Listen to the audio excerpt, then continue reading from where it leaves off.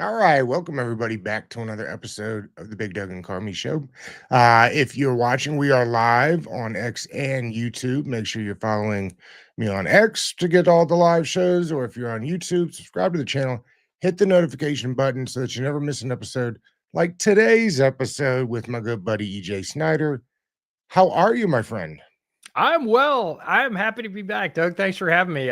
We have titled this on Bootleg Bears Commanders 2 Electric Boogaloo, the rematch. It And is it has an interesting flavor, but we'll get into how different these teams are this year as opposed to last year.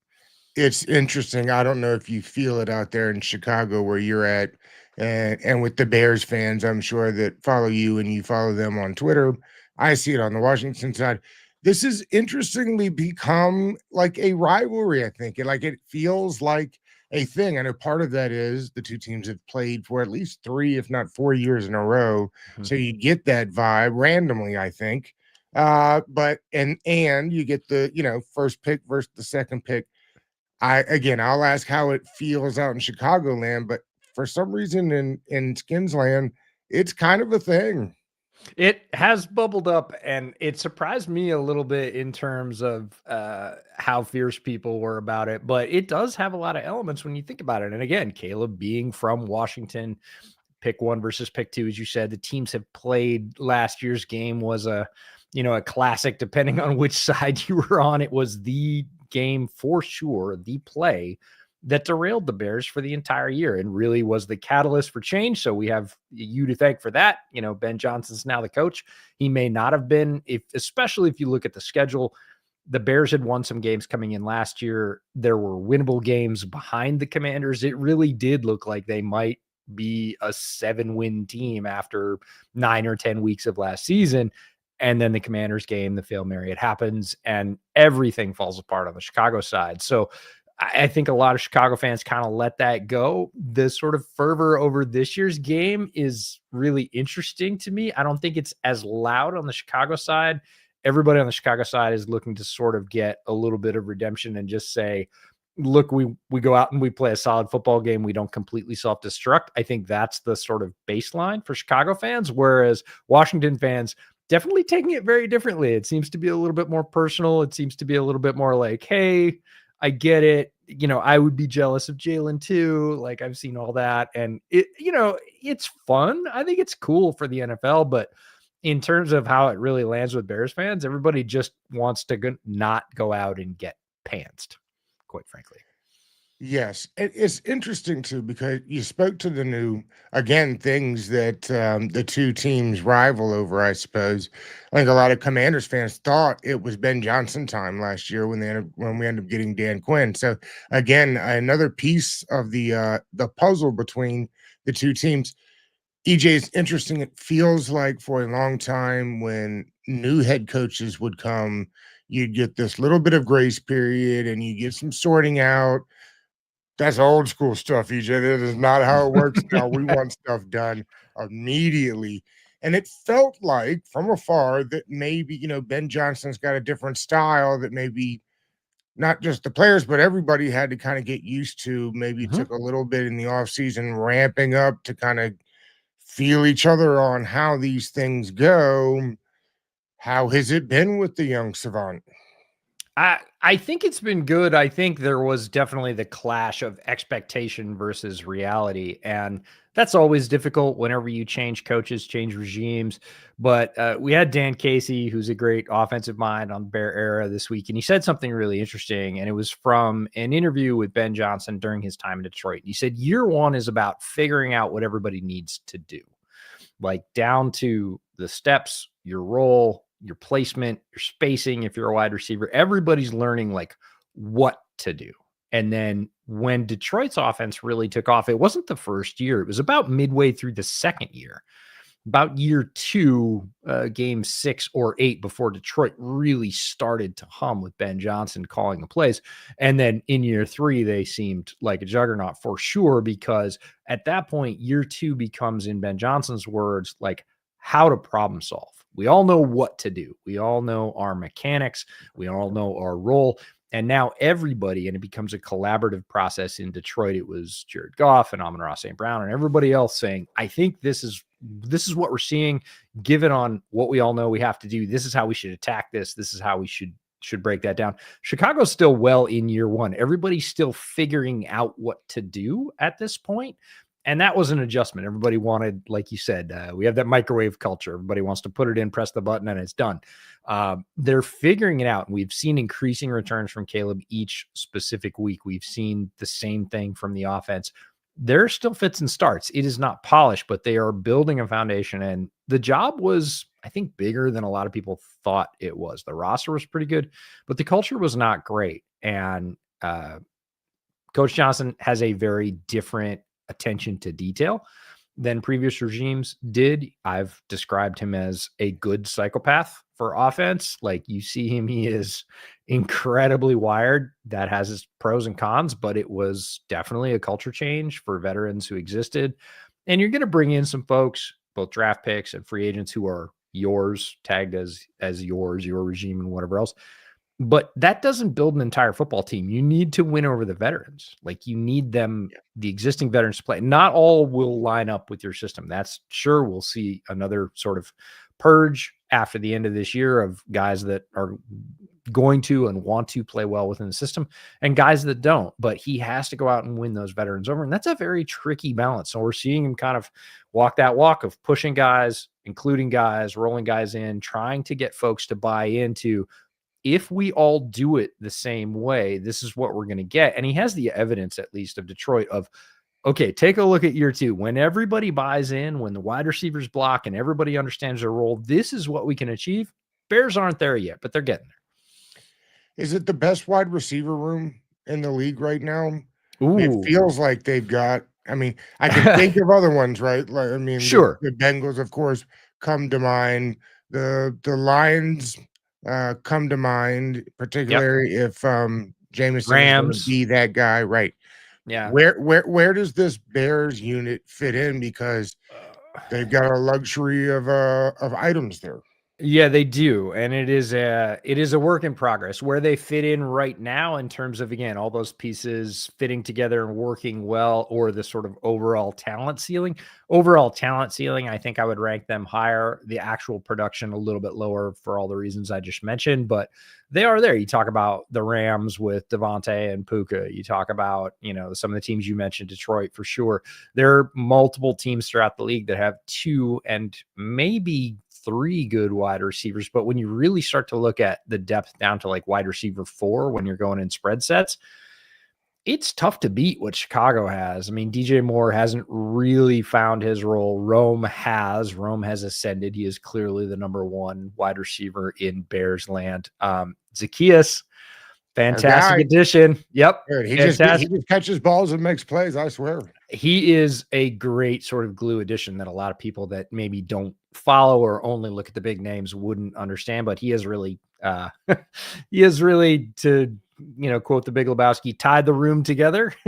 Yes. He is the rug in the Bears wide receiver room. And then they have Luther Burden, who is still developing, has great size, is kind of finding his way both as a rookie and in Ben Johnson's offense, provides some special teams value as well. So when you really look at like 4 deep of Moore, Odunze, Zaccheaus, and then down to Luther Burden, that's a pretty good, that is maybe the best stocked, room on the roster in terms of depth, youth, veteran experience, the mix. That's all pretty good. And then you could really go into, Colson Loveland, who was their first overall pick, who is hopefully going to, provide some of that value as well as a receiver. He looks like he's going to be getting back onto the field this week, which is a good thing for the Bears. He had a bit of a hip pointer. And, then you start going, okay, as a receiving core, running backs, tight ends, wide receivers, it's tough to match up with the Bears. They have a lot of weapons. It would be interesting with Loveland. The Commanders love nothing more than to give big yards to tight ends on seam routes. And so it makes me, right, yes, Loveland, I'm sure, is doing the same thing, as well as Ben Johnson. One thing we don't talk about, we talk about it, guys that study this stuff and just dig into all this, but I think the casual fan doesn't, and that's when you get a head coach, there's all the coaching aspects, right? There's Mhm. also the ability to put together, they talk about this, right? And it happens in these meeting rooms. What kind of coaching staff can you put together? And like Yeah. Dan Quinn has 20 years, 30 years, whatever it is, of equity built in. So he can, how has the staff come together for Ben Johnson? I think incredibly well. And this is another sort of under the radar thing is a lot of coaches, when they get their first shot as a head coach, they just hire their guys. Like Right. they've been, there's a lot of favors that get traded in coaching. There's a lot of elbow rubbing and we have the same agent and anything else. And they just grab their guys because a lot of times this has to happen very quickly. The coaching cycle is a merry-go-round that moves very, very, very fast. And they're just trying to get it done. Again, who's available? Who do I know? Who have I worked with? Who am I sure about? Because this is my shot. Ben really didn't take that tack, and I was very impressed by that. And he was very assured. He obviously could have been a head coach the year before, as you spoke about. He didn't. He waited for this opportunity. He wanted the Bears opportunity. This was not simply the best one that presented as open in the cycle. There are connections here. He grew up in the area. He understands that. And he put together a staff that I think is diverse. It's definitely not all quote unquote his guys, and he got a lot of talent influx into the coaching staff in Chicago that I was very impressed by. He got Bieniemy, he got Al Harris, who had been getting sort of head Yeah. coach nod vibes after, transforming the Dallas secondary. He'd been an assistant head coach, and he actually took a demotion, if you want to call it that, to just be a position coach, not a coordinator or an assistant head coach on this particular staff. So you see that in terms of buy-in, guys saying, hey, I'll take less come here because I think this is going to be really good. And what he ended up with as an end result, again, Dennis Allen, a previous head coach, is the defensive coordinator. He has a lot of experience. He has this mix of his guys he doesn't know, guys with head coaching experience that can help him in his first stop. I honestly couldn't be more happy with the coaching staff that he put together. And I think it gives everybody, the entire Bears organization, a better chance to win because of how he built it.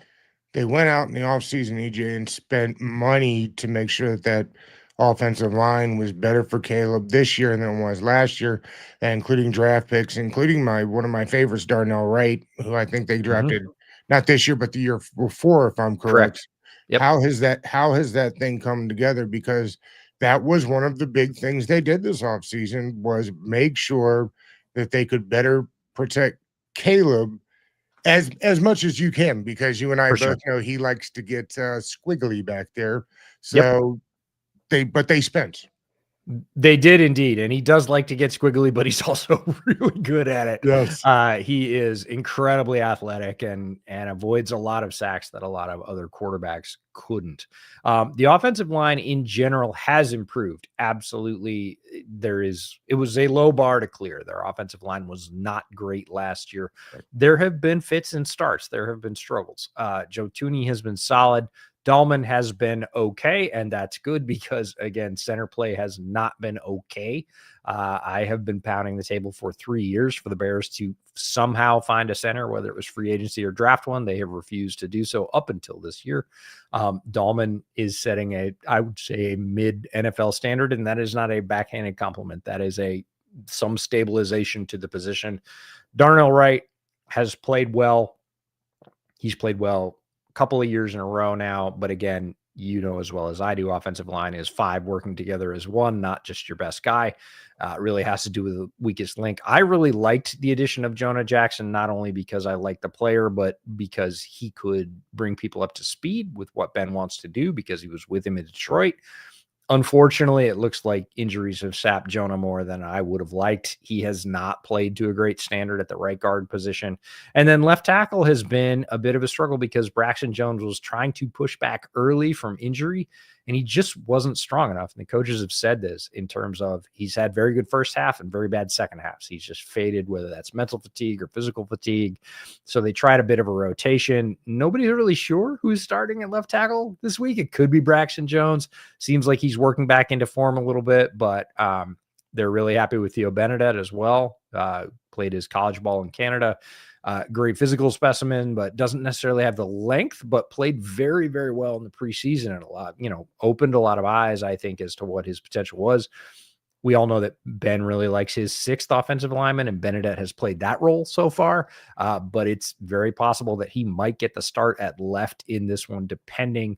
I think they want to let Braxton get back to full health. And then once you have that line in place, that's good.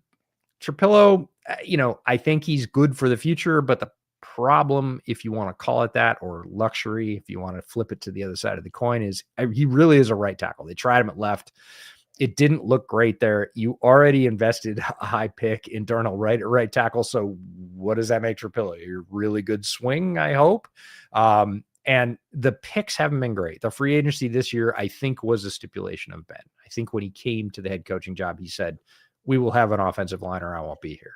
And I think Ryan Poles said, yeah. And I think Ben probably said, no, not yeah. Like it hasn't worked. We need better. I'm coming from elite tier offensive line play in Detroit. I need at least, top third in the NFL, and you're not there, quite frankly. I think that was probably a pretty frank discussion. Ryan said, okay, or whoever said, okay. And they went out and they did it. The draft picks have not been great. The draft pick the year before Trapillo was Kieran Amagaji, who was a project from a smaller school. He's a Chicago local. There's a lot of good stories around that, but he's literally not even on the roster right now. Like he's on IR and has been pushed to the sideline. We talked about this before, the odd conundrum that you have when you hire a head coach and keep the general manager. I forget when they gave him the extension, but we talked about this last year.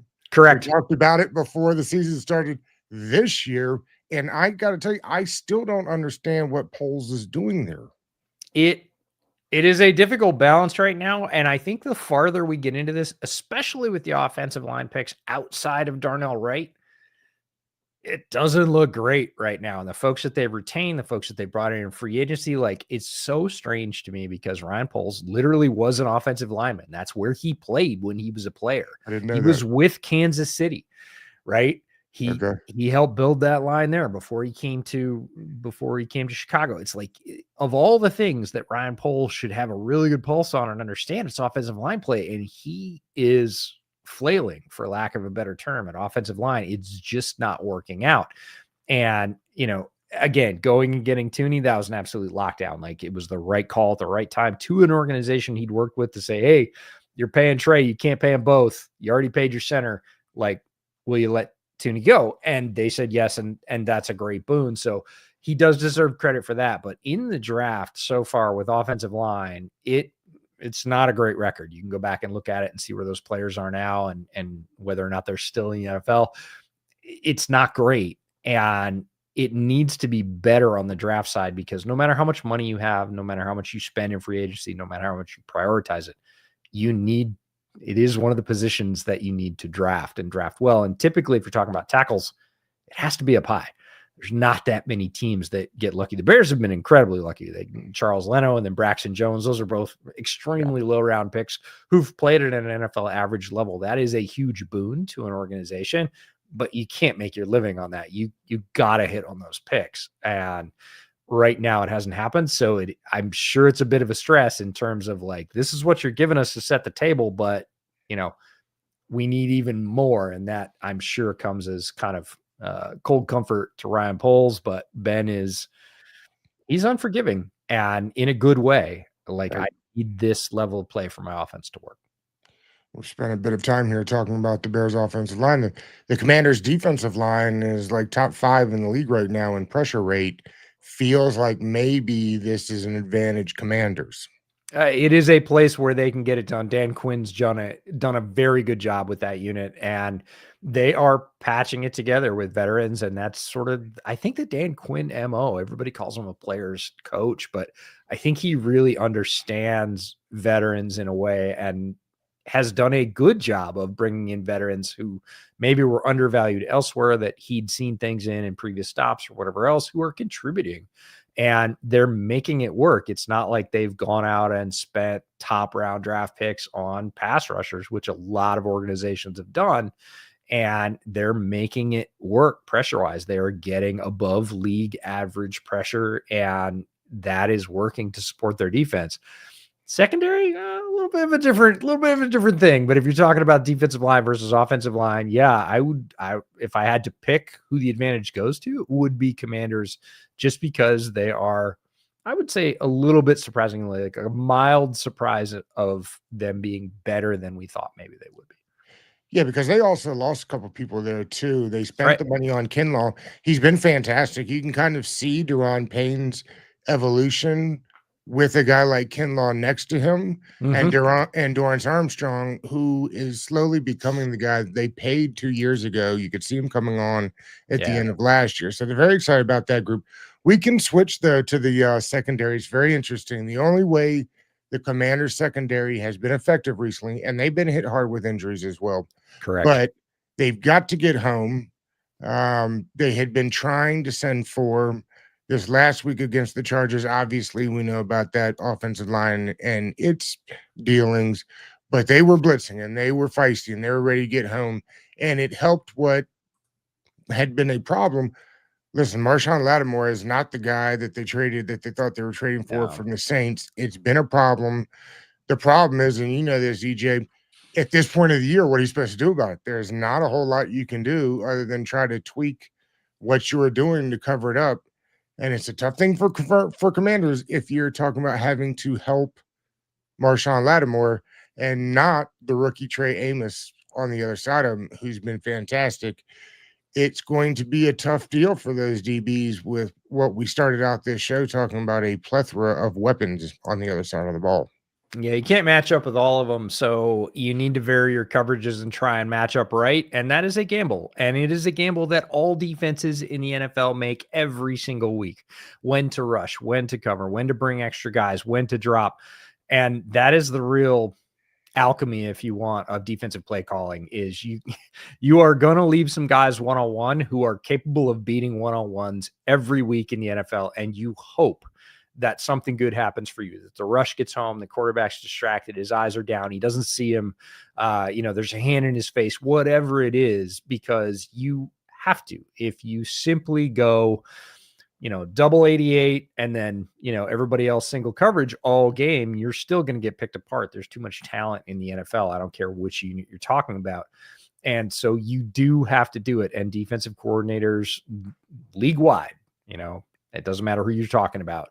Every week they make these choices. So Commanders are hoping they don't get caught out on some of those choices. And, that's tough when you have a guy that you brought in that you thought was going to be your alpha corner that is not playing to that level. To your point, in-season trades are tough. We've seen a couple, but it's really kind of at the same level. It's more about, the trade you just saw between Cleveland and Jacksonville was more about the financials than it was about the actual effectiveness of the players. Effectiveness was roughly the same. One's a better zone corner, one's a better man corner, but we're not talking about a huge difference here. It was really about Jacksonville getting out from under that Tyson Campbell contract and getting money 2 years down the road. They have a bunch of dead cap next year, but 2 years from now, over those next 2 years after that, it's almost $50 million that their young GM frees up to say, hey, I'm going to go get a puzzle piece that fits a little bit better. So, but it's tough to say, hey, I want to go get a top flight corner. It's like saying I want a top flight tackle in the middle of the season. Everybody wants one.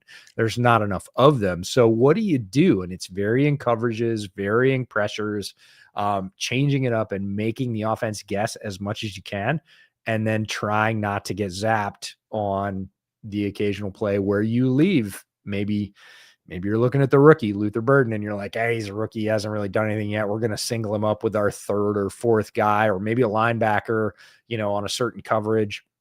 And Ben can manipulate those matchups, but you just sort of hold your breath because you saw it a couple of weeks ago. Burden can go, 60 or 80 for a touchdown on a given play. And I'm telling you, those plays are out there every week for every team.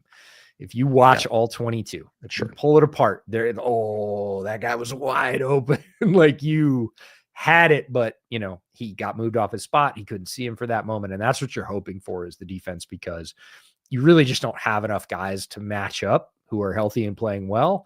And some plays as a DC, you're just going to hold your breath. Matt Waldman told me one time that there's two different kind of quarterbacks.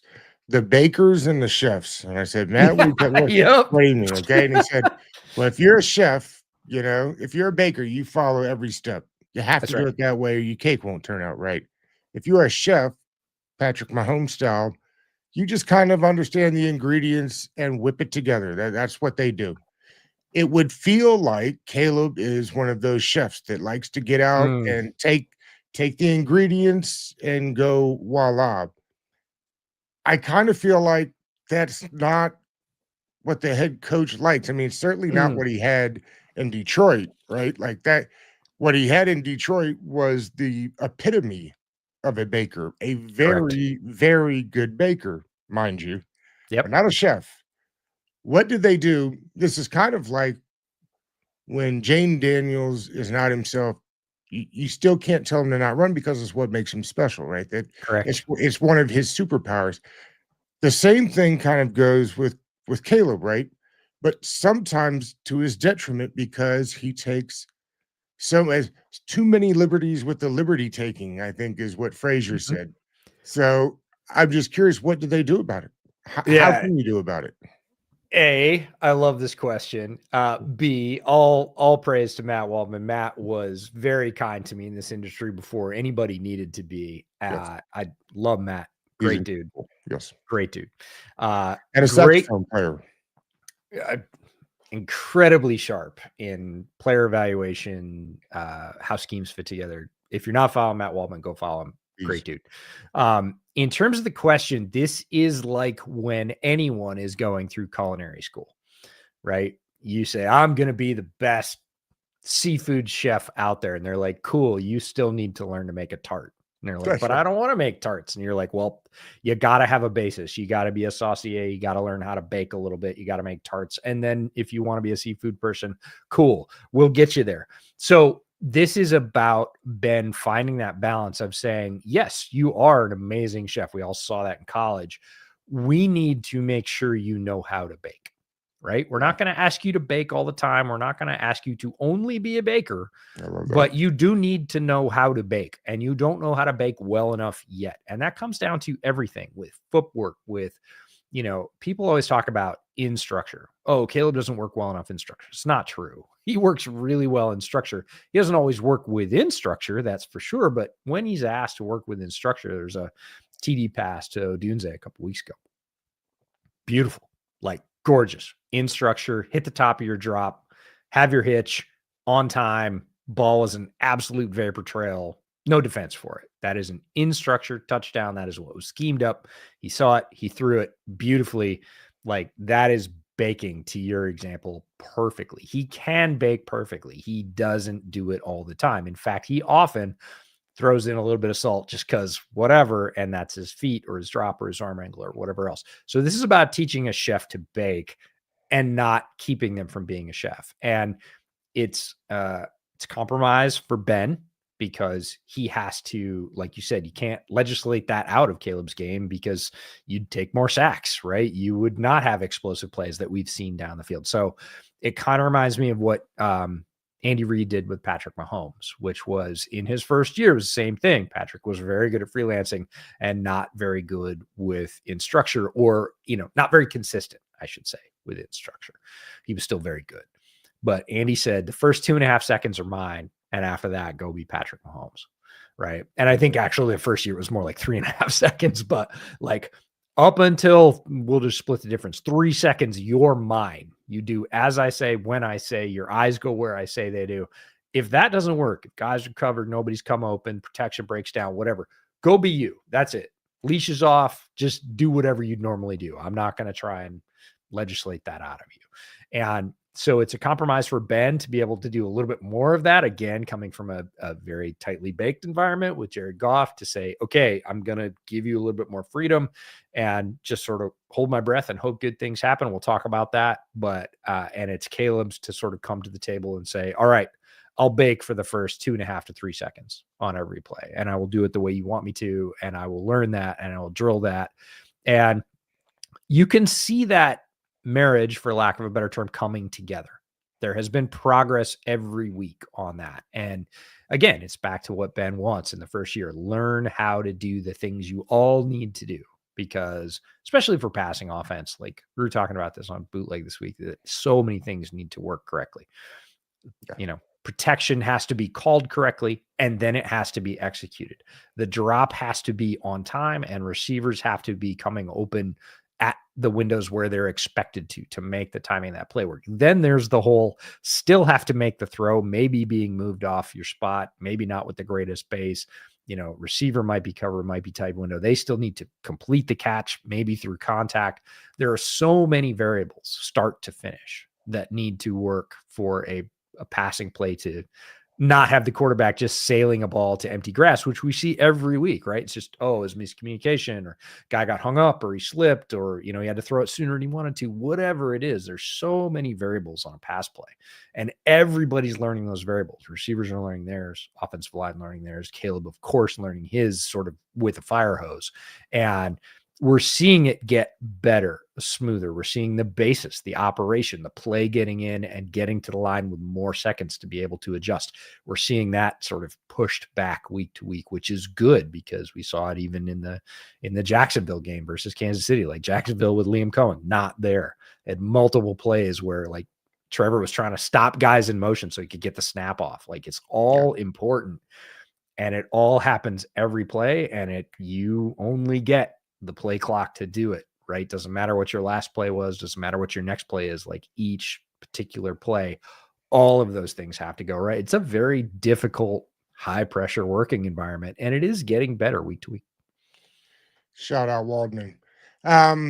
Listen, Ben Johnson, psycho film grinder, Cliff Kingsbury, psycho film grinder, Jaden Daniels, psycho film grader in there at 5 in the morning. Cliff said he's usually in there before him. Is Caleb one of those guys? And if not, does it frustrate Ben Johnson? And that's one of the things that frustrated Cliff when he was in Arizona, is that the kid's got all the talent in the world, but I'm a psycho film grinder and he's a PlayStation guy, right? What is the rub with Caleb? How does he fit in that way? Yeah, I don't think he's a psycho film grinder, or he wasn't, but I do think he is psychotically competitive. And last year, notably, that didn't get channeled in a particularly good way, especially as a rookie. I think rookies need even more help and guidance and input in terms of, this is how we do things as a professional football team, and it's different than how you did them in college. I don't care how you did them in college. It is different. And he, Caleb said notably, they just basically said, go watch film. They didn't say how or sit somebody in there with him or whatever else. So that's obviously not great. Ben has his own way, and you need to learn it. And if Caleb goes through another coach, which he probably will at some point in his career, he will need to learn another way, because everybody's got a different way of approaching this. In terms of the willingness to put the work in, it's there.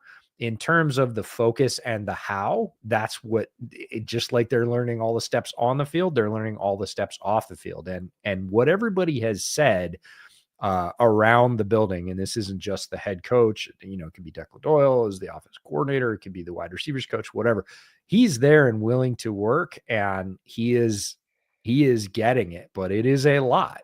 Right? You have to learn the on the field, the off the field, new playbook, the new coach, right? You have to learn the person and the communication style, and, how that works for you as a player, whether that frustrates you or builds you up. And, Ben is certainly, he came in and said, I'm going to coach you very hard. And Caleb said, cool.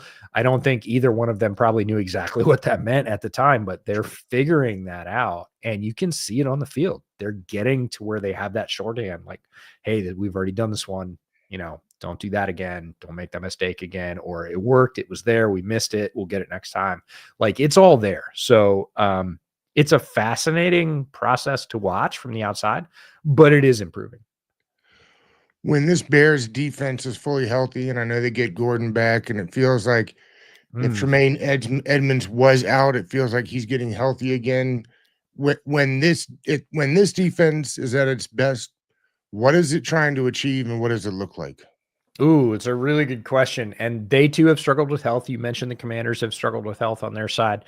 The secondary has been tough. Obviously, Jalen's out, core muscle surgery. Their best corner, same conundrum, is out for a while. But Tyreek Stevenson, again, he of the Fail Mary of last year, I respect he stood up and took responsibility for that and said it was embarrassing. Yeah, and the approach is what I'm really interested in. What does that mean? How do you redouble your efforts, or do you check out? Do you check in? Do you say, "Hey, I was responsible and I want to fix it"? But by all accounts, he has come to the table and said, "What do I need to do to be really good?" And I was notably outspoken in the offseason saying, I think Tyreek Stevenson is going to have a career year because Dennis Allen wants Tyreek Stevenson. He wants a physical man corner. That's why you drafted him. Again, we saw Lattimore excel in a similar situation. This is a system that is going to be great for him. Took a lot of flack for that through the first couple of weeks because the adjustment period, just like we talked for the offense, was very difficult for the defense. DA's defense did not come out very well. Notably, they are last in the NFL against the run right now, allowing 6.1 per carry. That is not good enough. A lot of that falls on the defensive tackles, but a lot of it also falls on Kyler Gordon. You mentioned Kyler, and his absence to this defense has been more significant, I think, than anybody outside of Chicago really realizes. He is a great player. He is probably, outside of Jalen, who is top 5 or 7 in the NFL, the best defender on this unit. And I'm including Sweat in that. I'm including everybody else. Like, he is multi-role. He plays that nickel, star, force player, whatever you want to say. He is really good in the run fit. And that's what I think a lot of people don't realize is you can blitz with him. He can be on the run fit. He's a great sort of multi-role matchup coverage defender. I think he's going to be the perfect antidote for Debo, right? Who is not a typical offensive player. He can match up versus tight ends. They have missed him desperately. And because of he and Jalen being missing, other guys have been forced into non-traditional spots that aren't necessarily their strength. Him returning to that spot sort of resets the order as best they can. Both of those things are huge. His own capabilities and resetting the order. TJ Edwards is supposed to come back this week. We're not sure that he's going to come back, but he's a very good run defender, not necessarily a great pass defender. So in terms of like boosting that up to just respectable numbers in terms of the run stop, I think both of those returns are huge, and that will help balance the defense. Because if you're getting gashed for 6.1 on the run, I'm not going to say it doesn't matter, but it kind of doesn't matter what you're doing against the pass. Cliff's just going to run you off the field because Washington's run offense, number 1 in the league right now.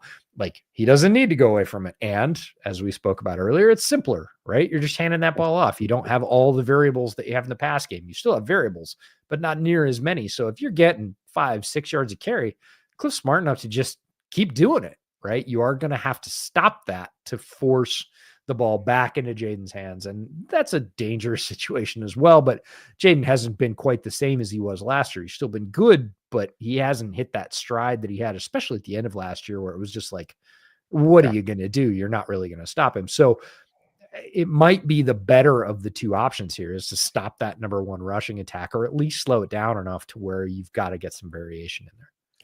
He started looking like last year playoff Jaden in the second half of that Chargers game. He did. It's worrisome. and I told you when we did the NFC East preview show, they weren't going to make it past week 5 before they got Bill involved, and he's looked incredible. It's interesting that you say that the Bears are weak on stopping the run, and like you said, we're top 5 in most statistical categories at this point for running the ball. And on the opposite side of the field, the throwing and passing attack that the Bears have, and the Commanders' woeful secondary. I mean, if you use motion, there you've got them in a tailspin. Yep. I don't know what percentage the Bears are using motion at this point, but it has confused the Commanders most of the season. Yeah. It's a balance. I'll take. He likes to go fast too, right? Which is he does sometimes. Motion.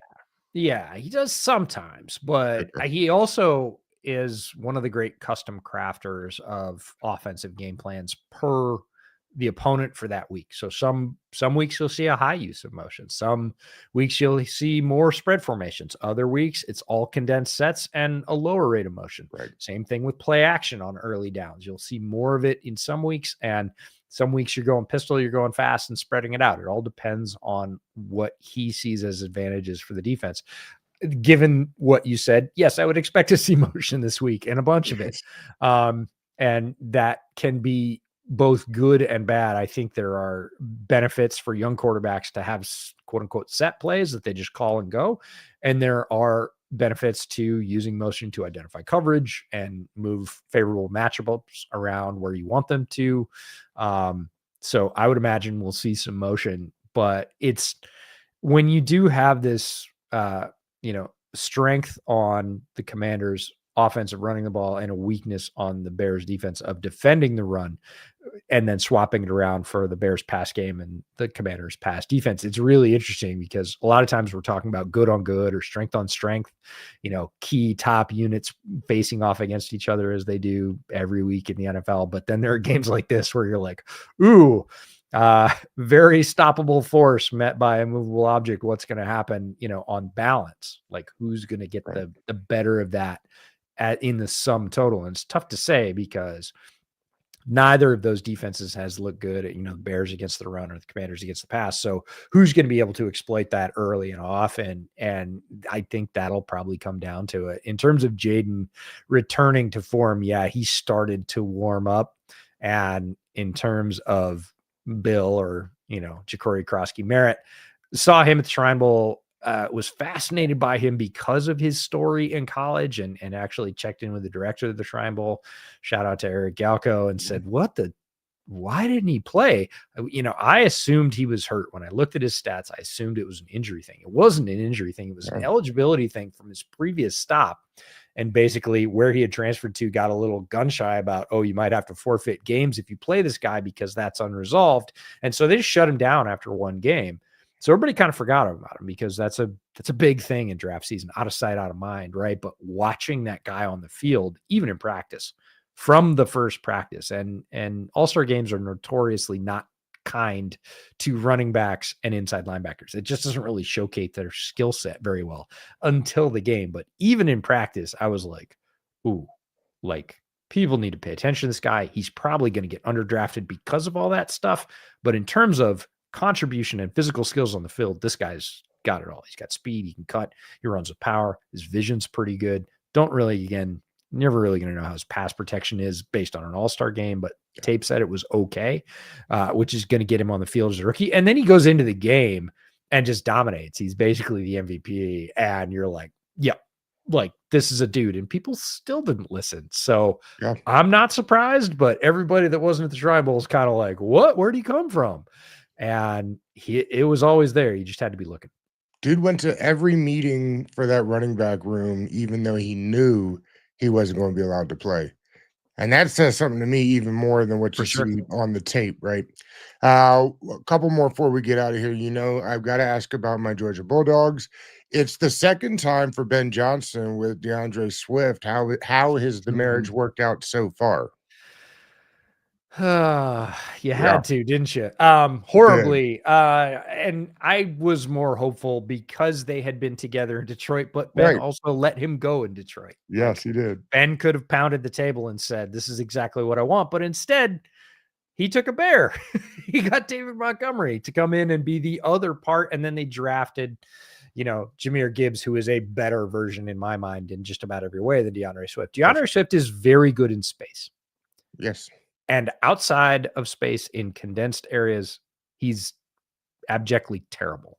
He is really, really not good. I was hoping he would be average this year. He was poor last year. We called him out for it then, but we said, Ben's got different schemes. He's familiar with it. He already understands the angles. Maybe it'll be better.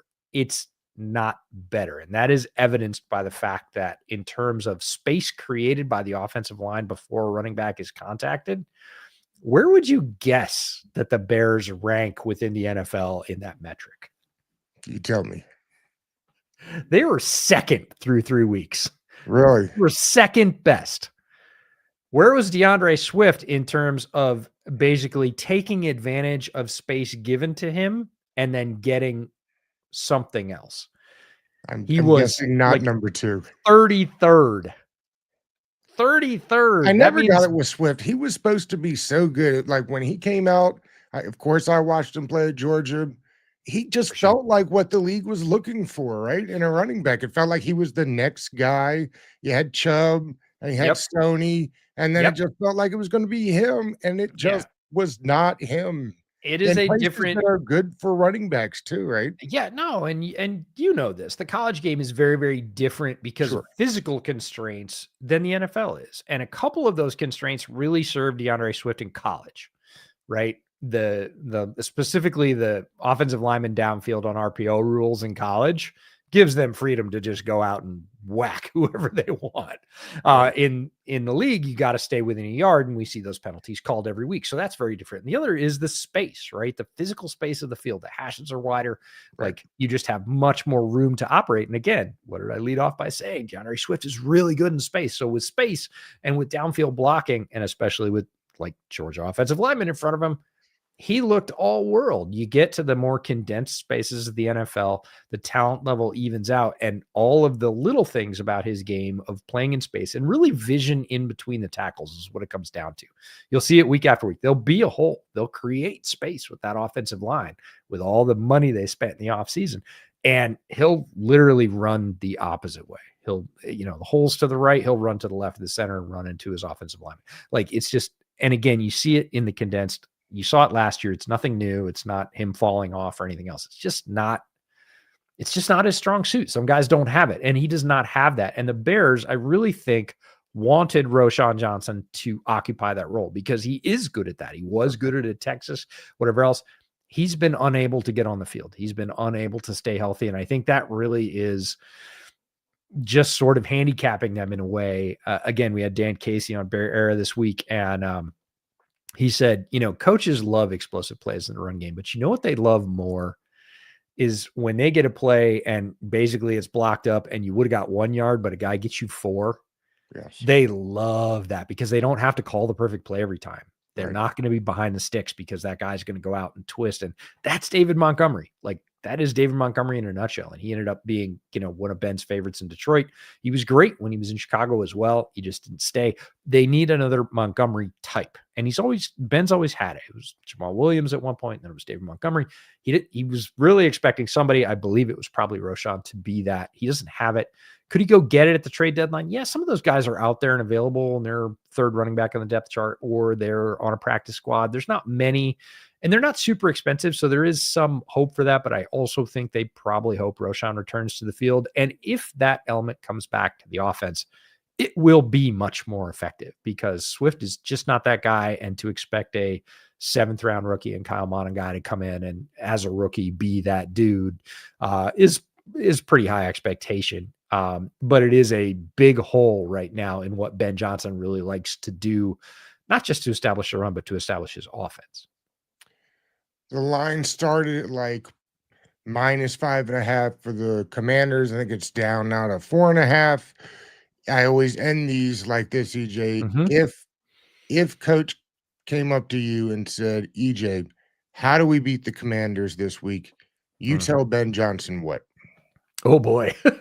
I tell Ben Johnson he knows better than I do. We'll start with that. But no, this week, I really would tell Dennis Allen, I hope you use the bye week super well to fill the gaps you have in your run fits. And yes, I know Kyler coming back will help that. Yes, TJ coming back will help that, but that's not everything. You need to get that defensive tackle room specifically playing in a different way because you cannot give up 5-6 yards through the middle all the time and expect to compete. It's going to be a boat race. On offense with Ben, yeah, a lot of motion, a lot of condensed sets. I would love to see Zacchaeus have a little bit of a revenge game. That would be great. And the other one that's sort of under the radar is it looks like Colston Loveland will be back for this one. And Colston Loveland, slow start, but tight ends typically have a slow start. In the one game where he was healthy, he had 6 routes where he was targeted 3 times, made 3 catches. He started to see it and he got the hip pointer. He was out later in that game, hasn't been back since. So you're going to start to see some of those Ben Johnson favorite 2 tight end sets with Cole Kmet, who I think is a lesser player, but still can be good if you don't know what he's going to do, if he's going to block or if he's going to go on a route, and vice versa with Colston Loveland. That creates a conundrum for the defense because now where do we put the guy that can cover? Where do we put the guy that can't? And you can move those guys around. You can put them on the same side on a stack. You can do a lot of things to sort of manipulate a defense into coverage matchups you want. And I think Colston Loveland has a lot of potential there. Again, he hasn't showed it all, but they did pick him, 10th overall. And they have a belief in his skill set in this offense. And if you're able to cover up those wide receivers, if you're able to match up with Rome outside, if you can keep up with DJ Moore moving around and doing, for lack of a better term, a bunch of Debo stuff, like you're probably going to single cover Colston Loveland because he hasn't really done anything yet. He's a rookie. He's come back from injury. Like until further notice, until he shows us, well, if he goes out and rips some seam routes, picks up, 16, 18 yards and Caleb can throw that route very well. Okay, now in the second half, we got to adjust. We didn't plan for this Colston Loveland thing. So that's, I think, a Bears advantage. You like a high score? What do you think the score looks like?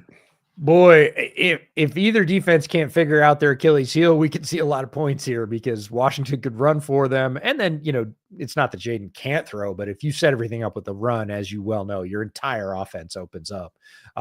With an extra week to plan, I would expect some wrinkles from Ben. I would expect a trick play. Like if I was the Commanders DC, I would be like, just know it's coming. Like it is absolutely coming. Stay in your lanes. Don't overcommit. Don't over pursue, because with Caleb's ability to move and Ben's ability to scheme, you can come up with some really funky stuff. So we could see the lid blown off here, but we could also see both teams kind of stumble out in the areas that aren't their strengths. Bears running game, we've talked about, not great against that running defense. And, Commanders passing game, Kyler could come back, shut down Debo, and then it's really okay. Now it's the everybody else in the Washington receiving aura. So we could see a struggle bum kind of first half where it's a bunch of field goals and maybe each team gets a touchdown. They come out, 13-10 after the first half or something. I wouldn't be surprised at that at all.